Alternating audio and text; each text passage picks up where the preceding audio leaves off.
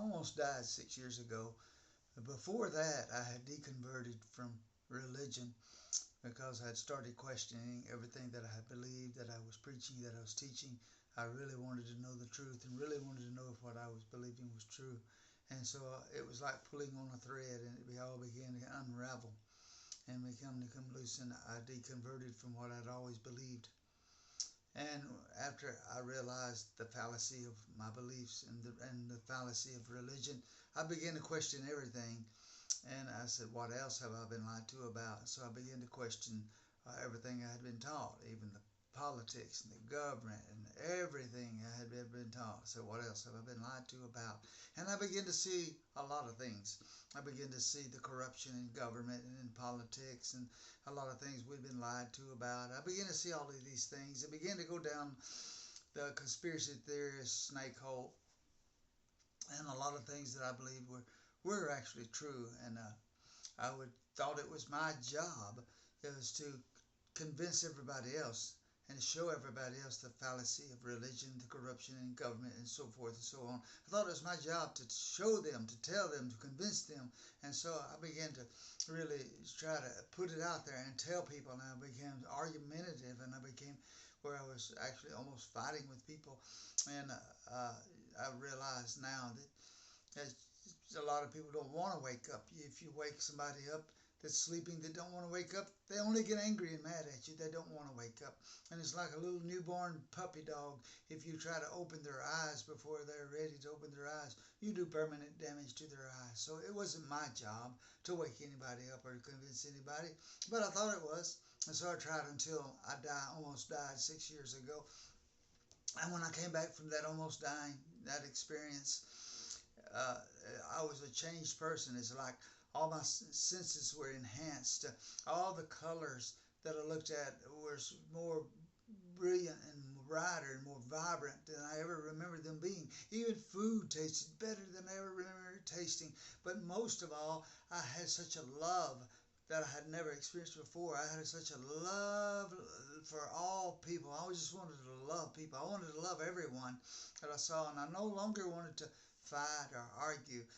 And then I had an epiphany that the best way to really change this world is to raise the consciousness of humanity to a higher level, to a level of love and peace and joy and harmony and cooperation instead of competition, and just realizing that we are all in this together. We're all one big family, and what we do, what I do to one person, it affects all humanity.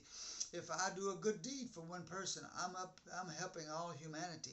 If I do harm to one person, then I am harming all humanity. I begin to realize the only really way to help this world is to raise our level of consciousness to a much higher level than what we're living, to a higher level of love and peace and joy and caring and sharing, instead of greed and selfishness, and to try to love each other and care for each other and try to help each other. That's what I realized. That's the way we had to do, is raise our own vibration. We can't raise the vibration of humanity without raising our own vibration to a higher level of love and peace and joy, and live in that place and dwell in that place. I realize it's the only way we can help humanity. And if enough people do that, it'll become critical mass. It'll begin to affect the whole world. You don't think that you affect anybody, and you don't think that your little life is doing any good, but your life is doing more good than what you realize. That your known person is an island to themselves. You cannot help but affect those that are around you. You cannot help but affect in some way the people that you run into every day.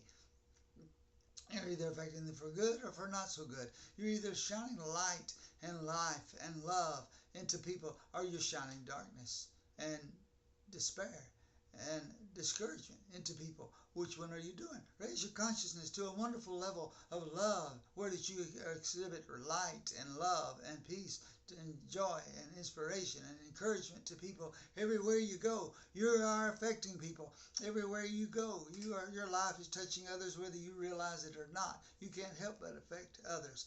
And when we do one little good deed, or we do Oh, say one kind word, or even just a smile to lighten somebody's day. It has such a profound effect, greater than what you could ever realize. It's like ripples. And when you say a kind word, or you do a kind deed, or you smile at someone and uplift their day, it's like a ripple. You are affecting their lives for the better, and they in turn will affect other people's lives for the better. And eventually it'll ripple out through all around the globe.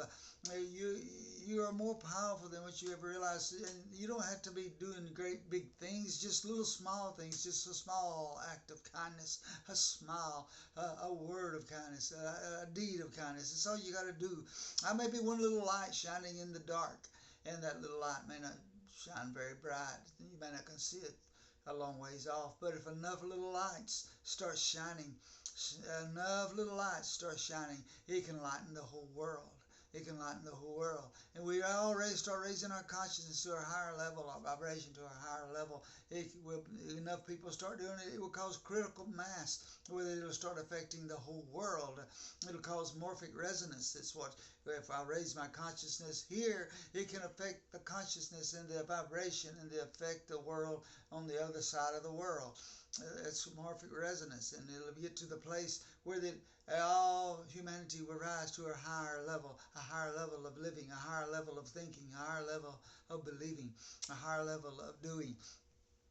And we'll get to where that we won't have to, we will no longer have such thing as war. There will be no more war, there will be no more conflict, there will be very little crime. And we can live in that world. We can create that world, enough of us raising our vibration high enough that we can do that. We can all do that.